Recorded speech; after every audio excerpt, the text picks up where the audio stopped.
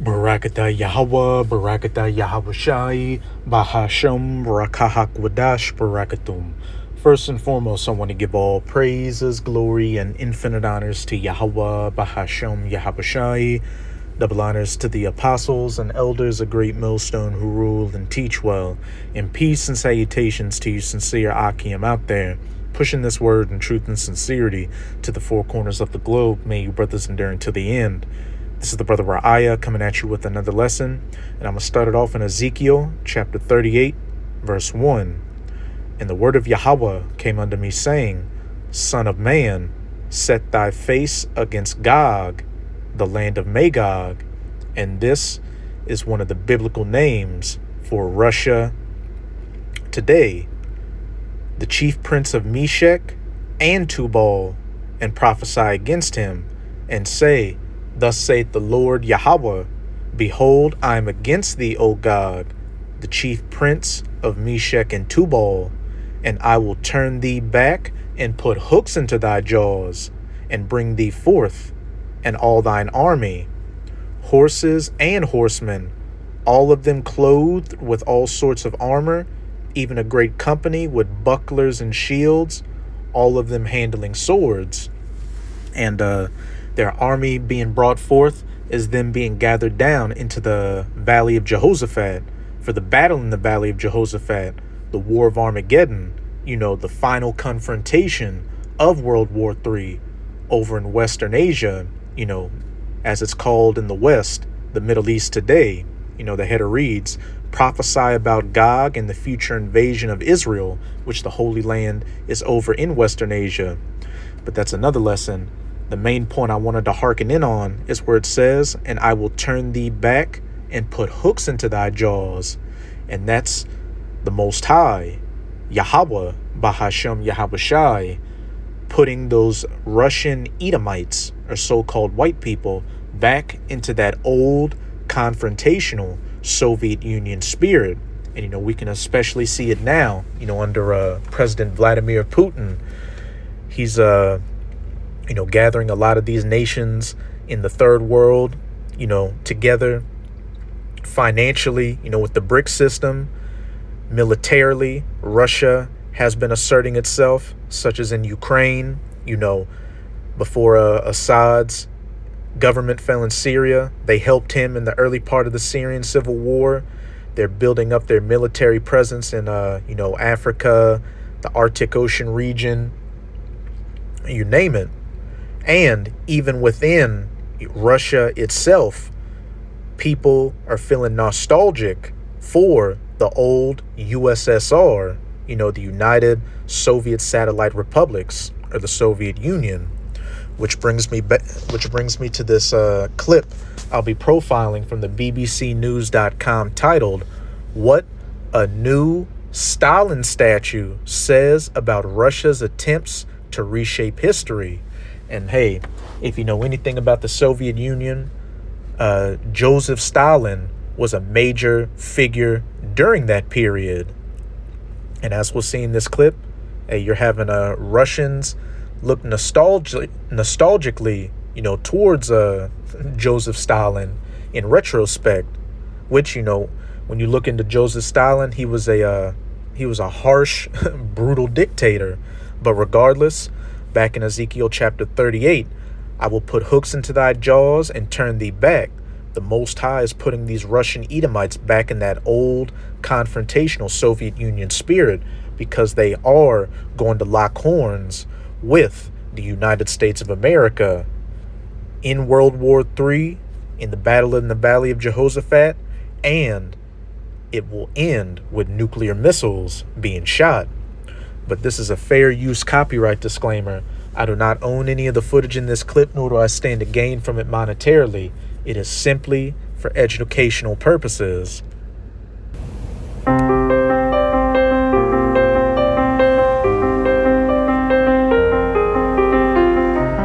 In Russia, not only do people not know what the future will hold, they don't know what the past will hold. The past here is constantly changing.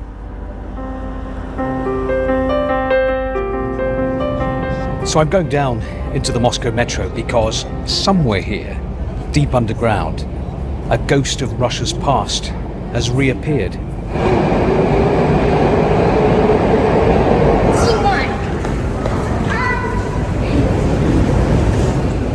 And there he is, Joseph Stalin, a brand new statue of the Soviet dictator. Now, there was a time after his death when all the Stalin statues in Russia were removed, were knocked down, when Stalin's cult of personality and his crimes against the people were officially condemned. The Great Terror, the millions sent to the Gulag, the hundreds of thousands of people executed. But Stalin monuments have been popping up again all over Russia. Today the authorities are focusing on Stalin, the strongman, Stalin, the victorious wartime leader. Stalin is being rehabilitated. Because, again, Gog is getting into that old warlike spirit. Yahweh Bahashem, Yahweh Shah, preparing them to go head to head, with America. What do young people today think about Stalin? Well, I think that Joseph Stalin is unfairly hated. He did a lot to our nation that we still use. There was, of course, the Stalin terror, and many people suffered in the gulags. About this point of view, we cannot blame only Stalin, because it was a system. Как я могу относиться, если я в России живу? Сталин — это наша история. Поэтому... Ну, спорный человек, да, типа. And hey, when you look at the history of Joseph Stalin, like I said earlier, hey, he was a harsh and brutal dictator. You can say that he was more brutal than the H-man, over in Central Europe during World War II. But think about this. Who did America ally themselves with against the H-man? Stalin. Миллионы жертв там ГУЛАГа. Ну, бывает такое, что мы же все как бы не без греха. Поэтому в те времена, видимо, это было необходимо так поступать. Поэтому было принято такое решение. Это его выбор. А еще... Мы подчиняемся. Безусловно, он был тиран, и тем не менее, как лидер он проявил себя. Но, опять же, да, в каждом человеке есть что-то хорошее и плохое. И вспоминая репрессии, вспоминая вот этот тяжелый период 30-е годы, в личности Сталина, конечно, это печальная часть истории нашей страны. Hey, so not is it only those in the government showing a reverence for Stalin in that old Soviet way, but hey, you've got civilians. You had a younger looking man, an older woman, and a woman who looked like she was in her early middle ages. They said, yeah, he did some bad things, but he did some good things too. Behold, I will put hooks into thy jaws and turn thee back.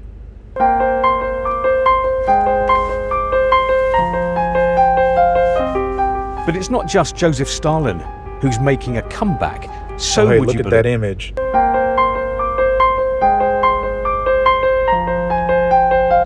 Hey, Stalin right next to Putin. And Putin's looking like he's going to be that man, that bear.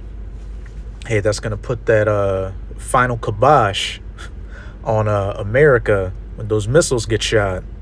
And, you had Trump say recently that with all these heavy strikes that Russia's been doing on Ukraine, Trump said, oh, I don't know what's going on with Putin. He used to be so level-headed. He's gone mad. No, he's following the script of Yahweh Bahashem, Yahweh Shai. But it's not just Joseph Stalin who's making a comeback. So, would you believe, is the USSR. I'll explain how a little bit later. But I mean, the Soviet Union, it's long gone, right? It fell apart more than 30 years ago. There's even a museum dedicated to it here in the center of Moscow.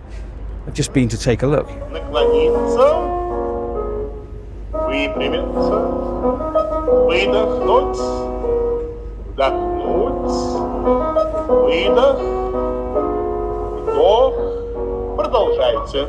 It's a real Aladdin's cave, or perhaps I should say Lenin's cave, full of the sights and the sounds and even the smells of a country that has passed into history. And yet, just a few days ago, one of President Putin's advisors suggested that legally the USSR still exists because when it was being dissolved, allegedly there were procedural violations. And he said that to try to make out that Russia's war in Ukraine is an internal matter for Moscow. And then a former Russian prime minister came out and backed him up. Just over there by Red Square, there are some ultra-nationalists who agree and who want the Soviet Union back. Это все незаконно, соответственно, все это отменяться должно. И мы сейчас хотим вернуть границы 45 года, чтобы остановить эти войны. Если завтра появится или скажут, что СССР вернулся, вот как вы к этому отнесетесь? Я не думаю, что это реально в нынешней ситуации политической, потому что каждая страна, которая была когда-то республикой, да, входящей в СССР, в данный момент тоже достаточно автономной, самостоятельной, и захотят ли они опять создать этот союз, но мне кажется, нет.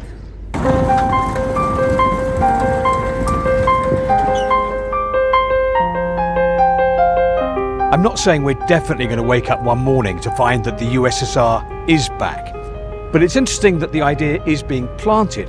And it's interesting too how the past is being reinterpreted, remolded here under the influence of current events, the war in Ukraine, confrontation with the West, the push for patriotism. Now, Moscow accuses the West all the time of rewriting history. What's happening here does feel like an attempt by the Russian authorities to reshape the past, to try to justify the present.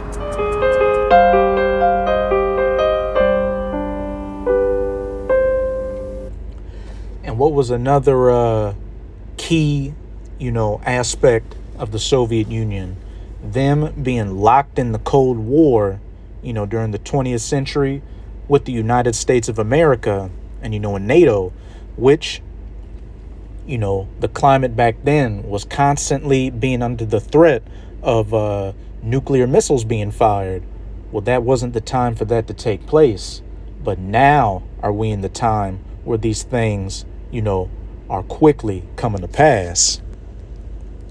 But now I'm going to go to Revelation chapter 20. I'm going to read verses 5 to 6 because this is the only other place in the scriptures that speaks of Gog, Magog. But the rest of the dead live not again until the Slakia. I think I went a little too far up. Revelation 20, I'm going to read verses 7 to 8. And when the 1,000 years are expired, Satan shall be loosed out of his prison. And this is talking about that 1,000 years, after the 1,000 years of the, the so-called Dark Ages, when the Israelites, specifically the Southern Kingdom, so-called Negroes, or so-called African Americans as they're known today, ruled in Europe, the medieval ages, the monarchs, the knights, the Moors, what have you. And when that 1,000 years came to an end around the late 1300s, going into the 1400s, you had the Renaissance or the rebirth where Satan, his physical counterpart, Esau Edom, the so-called white man, began to come back into power. Fast forward to today, with at the head of this beast, the United States of America, pushing for war with Russia. This beast being the NATO EU system, those iron toes mixed with miry clay that the U.S. is a part of and at the head of. And when the 1,000 years are expired, Satan shall be loosed out of his prison, because during that 1,000 years, you Edomites were a no people, and a lot of y'all were slaves under the Israelites. Verse 8, and shall go out to deceive the nations which are in the four quarters of the earth, to the ends of the earth, which Esau has done by rewriting history and his pseudosciences, making himself look like he's the Israelites or the Most High or, the Messiah, with so-called Jesus, Cesare Borgia, discrediting the Bible with his pseudosciences and theories of evolution, and deceiving the nations with his media propaganda, making Russia look like and Putin look like the next H-man and the worst thing going, fighting, terrorizing poor little Ukraine, when Ukraine is nothing more than a puppet terrorist state for the West and the U.S. to have a forward operating base on Russia's borders, and shall go out to deceive the nations which are in the four quarters of the earth, Gog and Magog, Russia, to gather them to the battle.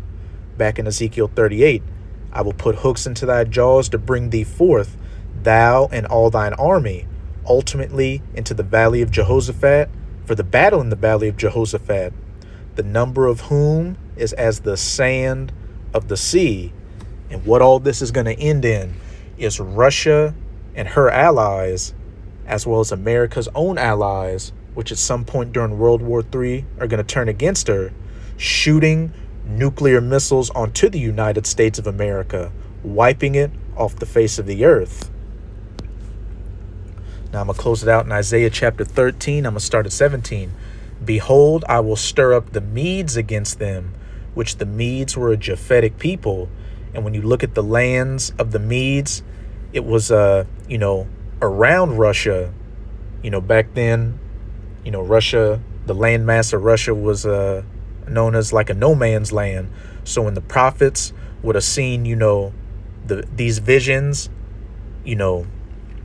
that land of Russia and these Edomites doing these things, the closest they would describe it to is what? The Medes. Behold, I stir up the Medes against them, the Russians, which shall not regard silver, and as for gold, they shall not delight in it. When it comes time for those Russians to turn those keys and shoot those nukes, peace treaties, nuclear weapons bans, or the US dollar or the IMF won't do anything to deter them. Their bows also shall dash the young men to pieces. And, bows shoot arrows. So that's symbolic for the silos and launch platforms that those nuclear arrows are going to be fired from. Their bows also shall dash the young men to pieces, and they shall have no pity on the fruit of the womb. Their eyes shall not spare children. Those nuclear missiles, when they hit America, are going to be the ultimate form of equality. They're not going to discriminate against man, woman, child, young, or old.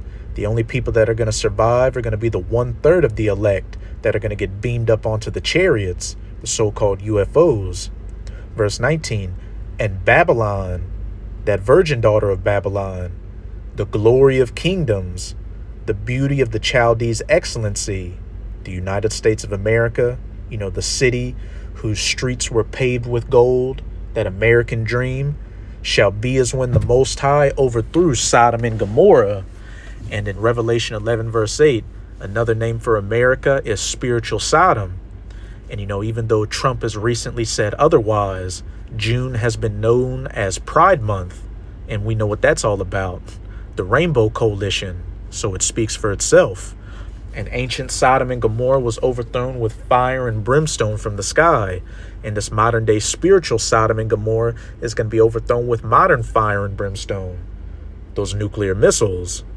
Verse 20, it shall never be inhabited, neither shall it be dwelt in from generation to generation, neither shall the Arabian pitch tent there, neither shall the shepherds make their fold there.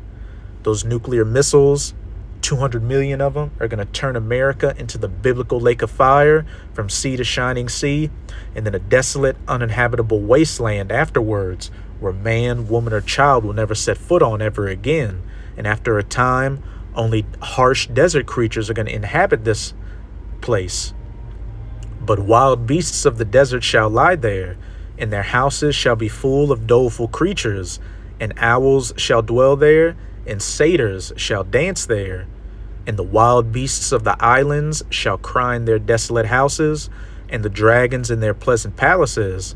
And her time is near to come, her days shall not be prolonged. And as we saw in that clip, the Most High is putting those Russian Edomites back in that Soviet Union spirit. And the Cold War, when the Soviet Union existed, had that looming threat of nuclear annihilation, like I said earlier, that wasn't the time, but now is the time for those nukes to fly and take America, completely off the map. So that's it with this video. With this video, I hope you sincere, Akim and Akwath were edified. Just keep strong. We are almost out of this final wicked captivity of the heathen nations, chiefly of the Edomites. And as always, I'm going to say Abad Babol, Kwam Yasharala, and until next time, Shalom.